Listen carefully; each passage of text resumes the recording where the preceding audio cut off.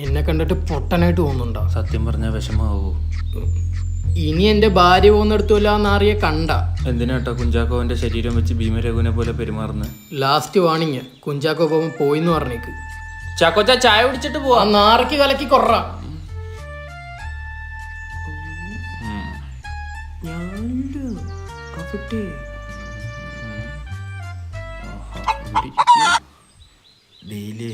പിന്നെ 50 കോടിയുടെ ബിസിനസ് ഡീലല്ലേ ഞാൻ അവിടെ നടത്തിയത്. സത്യത്തിൽ എന്നെ ആ കുട്ടി വശീകരിക്കാൻ നോക്കി, എനിക്കൊന്നും അറിയില്ല.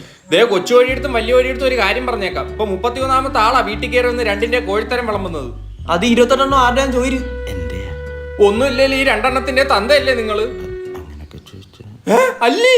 അയ്യോ ആണ് ചേട്ടാ, എന്റേത് പ്രായത്തിന് ഞരമ്പാന്ന് പറയാം, അയഗ്രി. പക്ഷെ ഇതൊന്നും ഞരമ്പ് പൊട്ടി കിടക്കുന്ന അസുഖമാണ് മോനെ, വെരിക്കോസ്. ചികിത്സ പറഞ്ഞു തരട്ടെ? ഒരു നല്ല ഈർക്കിൽ അങ്ങോട്ട് എടുത്തിട്ട് നിങ്ങളെ പുഞ്ഞ് എന്റെ വാവല്ലാണ്ട് വരുന്നു.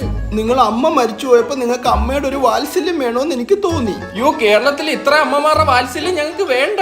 ഇനി അച്ഛൻ പെമ്പിള്ളാരുടെ പിറകെ പോവൂല. ആന്റിമാരുടെ പൊക്കോട്ടെ, പോവൂല.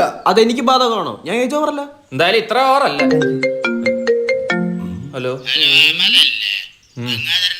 ആ ഞരമ്പിന്റെ മോൻ തന്നെ.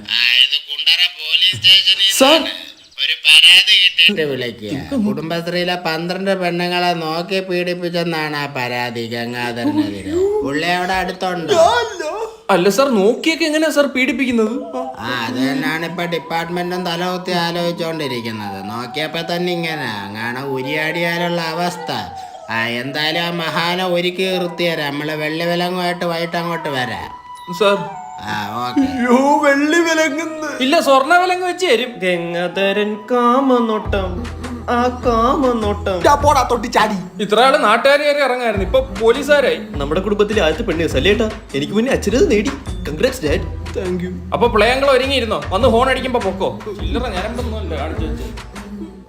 ശൈലജ, ഞാനിന്ന് ഉച്ചക്ക് വന്നോട്ടെ. വൈകിട്ട് എന്നെ കൊണ്ടുപോയൊരു സ്കൂൾ വണ്ടി വരും. ഒന്നും മനസ്സിലാക്കി ശൈലജ, നീ അവസ്ഥ ഉണ്ടല്ലേ.